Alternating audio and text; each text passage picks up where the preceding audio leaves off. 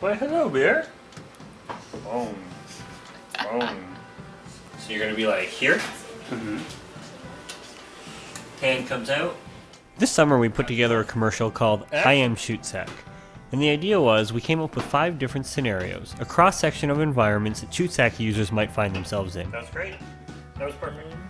For this first scene, we threw the Epic in the fridge, and we did a POV shot of somebody reaching in to grab a beer and then throwing the beer into their shoot sack. Great.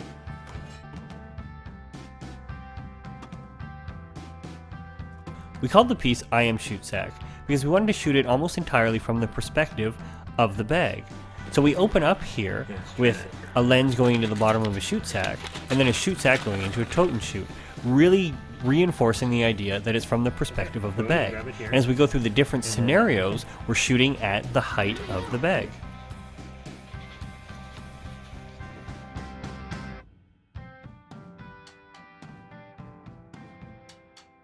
One of our scenes took place at the San Jose airport. We really wanted to show the traveling side of the product line. Shooting at the airport while it was open meant that we had to keep our setups pretty compact. But we wanted a lot more life in the shots than a tripod or a monopod would offer. We chose the pocket jib and a K-pod setup so that we'd have something with a small footprint while still very easy to move and gave us very dynamic shots. Our next scene took place on the beach. Here we wanted to show the fashionable side of Shoot Sack. We got lucky enough that Jessica was shooting a styled portrait shoot on the beach that day. So we followed her along. The idea is we wanted a really grand shot to play off the setting. So we wanted to start on the ocean, have the camera fly back and reveal the couple, and then end on the shoot sack. The only way we could think to achieve that was to have the KC-12 paired with the Revolution head.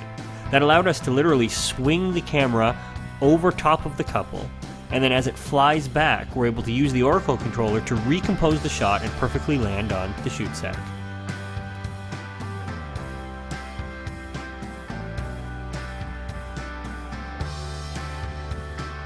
Our last scene was definitely the most exciting. Here we had a dirt biker, and the idea was that he was going to fly through a puddle, and at 300 frames a second we were going to show the shoot sack being completely covered in mud.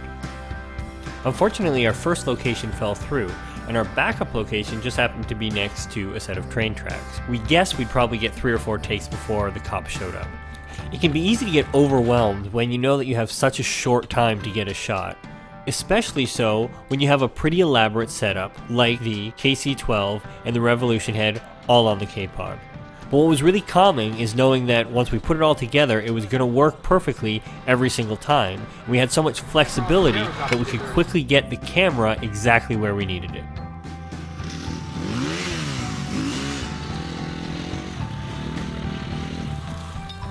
We really wanted to get the Epic right in the action of the mud flying over the shoot sack. We fastened a set of L brackets to the top of the matte box. Then we used a new sheet of plexiglass for every single shot and clamped that to the top of the L brackets. Gotta get that on Twitter. We were right, and then we only got about 10 minutes or 3 shots before the cops showed up. But what was really lucky is that while the first one was trying to get us out of there, the second one got completely sidetracked with how cool the Kessler crane setup was. I don't know what you did that time, but it was like exponentially more than all the other ones.